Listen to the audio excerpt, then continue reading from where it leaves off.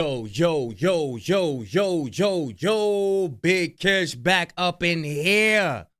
It looks like Kendrick Lamar and SZA just responded to Drake and Nicki Minaj for all of this hate. I got popcorn in my beard and damn, my bad, y'all. Look. Shout out to Fantastic Hip Hop. Oops, I knew I forget. I gotta get my shit together, man. Look, man, we got a response. Before we get into that, y'all make sure y'all pick y'all up a copy of Street Dad, Geek Dad, Avoiding the Manufactured Mindset, written by me, Big Kish. The link will be in the description for purchase, and I appreciate everybody that's been supporting the channel. Hey, look, man, I'm so glad, bro, because I seen a list, right, of everybody that Nicki Minaj has been starting trouble with. And the list is long. It's like they trying to gather up people that they could start with so they could, she trying to make her own op list. She got her own op list going on. Nicki Minaj trying to create her own op list, standing right beside her little brother, Drake. Now, this don't make no sense, y'all. Y'all know I don't like holding y'all. Without further ado, let's get it. Now, as we are about to take on the two worst You got Fantastic Hip Hop sounding tired, man.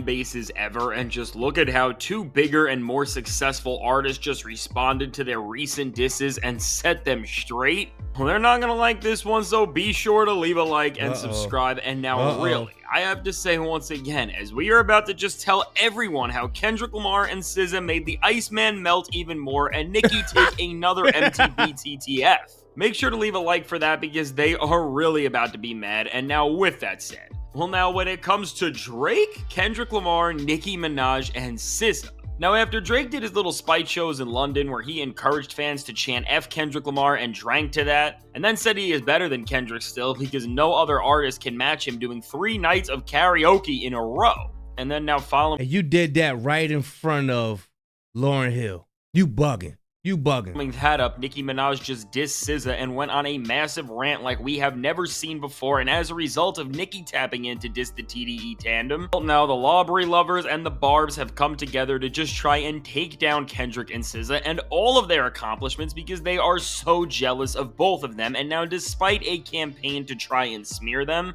which again, from what Drake perpetuates over and over again and what we just saw at Wireless Fest even, and then now on top of that with Nicki Minaj calling them out for having fake streams among so many other things that you can't even comprehend because they get so incoherent as well. Ultimately, with all of this, we are just seeing these two throw whatever remaining delusional criticisms they can at these people who are clearly more successful than them and just hope that any of it sticks in this last effort attempt to try and gain any sort of momentum in their careers. And now specifically with Nicki, after all of this and the essays we got from her where she was just skiing from post to post to keep annoying all of us and coming at SZA, Punch, Doechii, and TDE. And I'm telling y'all, I believe Nicki is mad either because she got ignored. Remember, she asked SZA for a feature. She got ignored.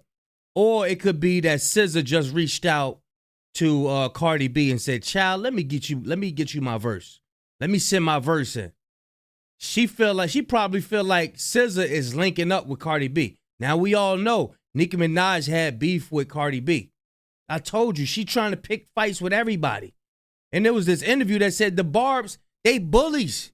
They bullies, bro. And really, and what we are still seeing, because it's still getting worse, it is at the point with now how long these disses have been going and how many things she's just throwing out there. I mean, first off, when we look at some of these things, not just is anybody actually reading through these frantic words, which mean absolutely nothing, but they truly get so disjointed and again incoherent that it is showing that something is seriously wrong. It's to the point where once again, we all know she's doing MTB TTFs, and now with this angry delusion, all the angry and delusional fans have come out to annoy the current king of rap and SZA more than ever. And with this, well, now in this time where tensions are definitely rising once again in the rap game, Kendrick Lamar and SZA did what they do best, which was respond in the most proper way that they possibly could. What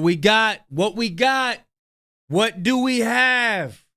Which, first off, and I think this is a lesson that a lot of artists are going to have to learn just in terms of how to model yourselves going forward from these controversies. which is to not get lost within the social media games or antics and then doing something that would be unrespectable and that could make you look just as lame as the person you're dissing. And of course, for Kendrick Lamar, what he has become the gold standard of is compared to another artist, especially like Nicki, but also even Drake, who use their social media pages to spread conspiracies, share their delusions, and overall just embarrass themselves. Kendrick keeps his page as this super clean place where he is only ever releasing music and moments that are going to change people's lives. And so seemingly as a result of... Bruh, he got the understanding that if you, hold on, y'all.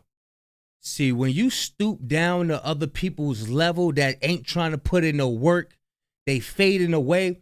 Y'all see this look on his face right here? Let me make sure y'all see this look. Look at this look right here. This is how Dot feeling when it come down to Nicki Minaj and Drake and them. He's like,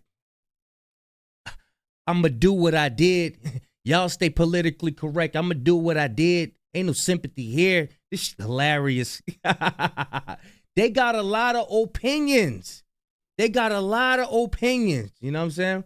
Let's get it, man. Of this, what Kendrick ended up leading for both Drake and what SZA now followed in for Nicki was a response that swung off by delivering more amazing shows and within them giving us some surprises that told us a lot about where all of this is going. And now first off with King Kendrick Lamar. Well, now after Drake was really thinking that he did something after these wireless shows and thought that he was going to get back on top because he finally did have a series of shows that didn't have to be canceled, which I guess that's a good job for his... And I heard he paid to be on wireless.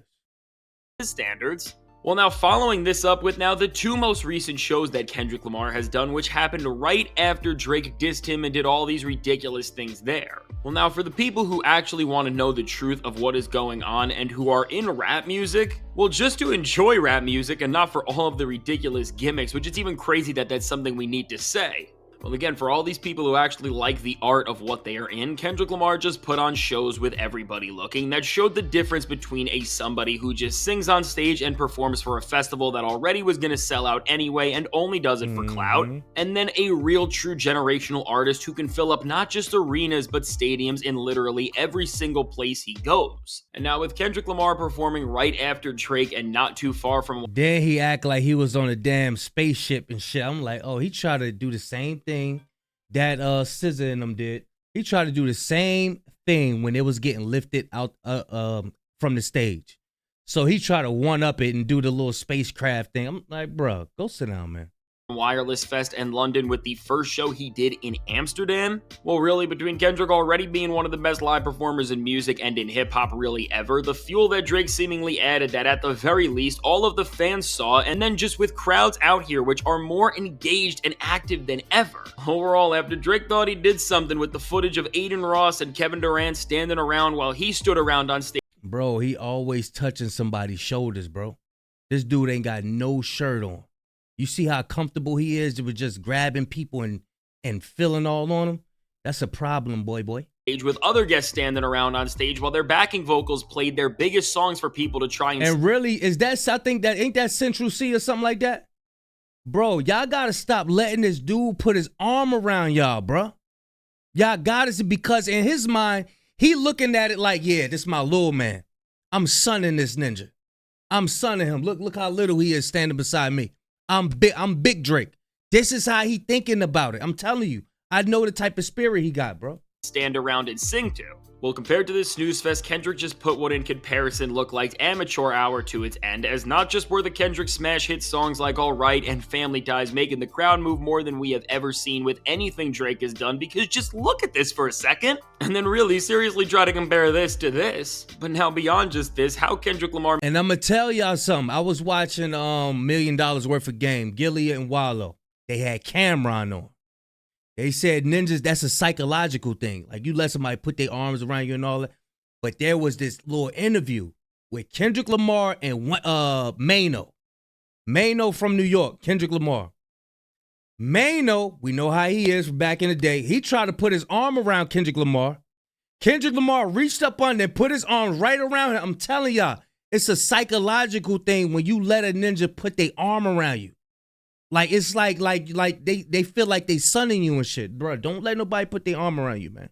makes the entire world move more than Drake ever could, despite Kendrick sticking true to the sound of the West Coast and Drake trying to copy the sound of literally everywhere in the world, was absolutely monumental and was very telling about who is in the driver's seat in every sense of the word, as really when we look at the show that Kendrick did, the fans here just moved more for a rapper than I have almost ever seen with any show ever, to be honest. And just to put this into perspective, what really showed this off was when Kendrick Lamar performed Reincarnated, which in of itself, the fact that Kendrick is even playing this song in stadiums around the world is a flex. It shows that while Drake may really think he is good for playing all the songs that he made chase numbers for 3 nights in a row, well, Kendrick Lamar could do the same thing with ease because he doesn't just need to do karaoke to get by, but he can literally bring an album track to life in a way that the crowd will move more than for another artist's biggest hits. And I say this, and I'm not just pulling this out of nowhere, because this actually happened, is when Kendrick Lamar did a track that is not a hit song by any means, but a deep album track that is not meant for turning up to.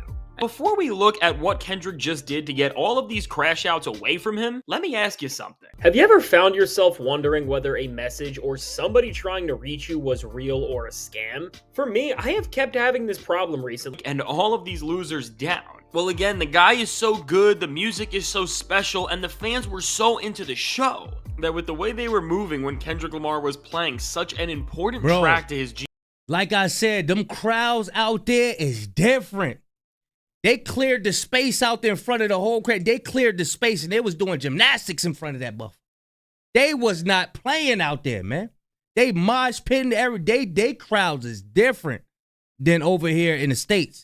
Over here in the States, you got all these security. Hey, you know, you need to sit down in your seat. No, you need to, man, get the fuck out of my face, man. Over there, bruh, they on a whole different level, boy. GNX album. I mean, take a look for yourself. They were literally doing this on the floor, and listen, I don't care what you want to say, but when you see fans this engaged in a show, and even just to come together like this and build what is a community of people just doing something that is making the concert more exciting for them like this, well, listen, at least for myself, compared to... And that's what I like about Dot and SZA. They reciprocate that energy. And they sign all of those vinyls. They did, bruh, I'm telling you, they gonna play them songs with one more time. They gonna do it out there. I'm telling you. Standing around and watching this and saying that my favorite rapper is the best because he brings out B-list rappers and artists to play with him, because the only way his shows are exciting is if he overly relies on cameos like bad Star Wars and Marvel projects do. Well, this is the side of hip-hop and fan base that I want to be a part of, because on one side of things, well, even with the Drake fans chanting F Kendrick, it is showing that for them, their whole basis for why they are even supporting Drake is because they don't like a guy and they are obsessed with him. And meanwhile with Kendrick, well, aside from the narratives they would want you to believe, again, as the fans move like this to a storytelling track that most rappers would be too scared to ever even think about playing on a tour. Well, this just proves how strong the Kendrick Lamar fandom is. And look at that, bro. Look at that. The crowd being fake ain't even a discussion no more. That ain't even a discussion. Whoever put that narrative out there, they went to the concert and they seen that it was real, boy. They seen that it was real, boy. Come on, man. And how great of a performer he truly can be at all times when he is on that stage. And so with this, well, between seeing the crowd sizes that is showing up for Kendrick Lamar, which even out here is bigger than anything we have seen for a Drake show, to then also the fact that Kendrick Lamar is doing this on his own tour. Meanwhile, Drake did a major festival to get the crowd that he did before he goes right back to arenas for his upcoming Some Special Songs for You tour. Well, overall, I see why Drake fans and even the Barbs are so obsessed with numbers, because when we look at who is moving people, there is just no comparison. And now, speaking of no comparison, well, as Nicki Minaj decided to turn this beef into the TDE vs. Young Money Royal Rumble and get involved by speaking down on SZA and the label that Kendrick Lamar helped build, well, overall, for Kendrick Lamar and SZA's, their show stakes managed to get even higher than they already were, because now even sadder than what we have seen with Drake, as Nicki Minaj is literally simultaneously posting and doing MTBTTFs at the same time, all the way to the point where she was pretty much live covering the show with how she was ranting about it concurrently when it was happening. Well, now with even more people trying to take down Kendrick and SZA, their next show that went down right in France had some of the highest stakes that you could see, and with Kendrick Lamar and SZA standing together through all of it, Now, what we are finding out is that despite Nicki Minaj calling out SZA specifically, and even with how she is trying to take her down, she is still trying to avoid dissing Kendrick straight on by doing such things as calling him bro or dot and not actually saying anything too crazy, which in of itself is showing that even Nicki is still scared of the boogeyman. She know better than that. Kendrick will fuck around and write SZA some bars. Kendrick will fuck around and write SZA some bars to spit. It's a rap. It's a rap. Hey, Nicki, go and shut that. Yeah, you better keep it to bro. Yeah, to old boy. Yeah, you better keep it to just that. Don't mention his name. Don't mention his name. Y'all let me know what y'all think about the video, man. Big Kish signing out. I'm going, y'all.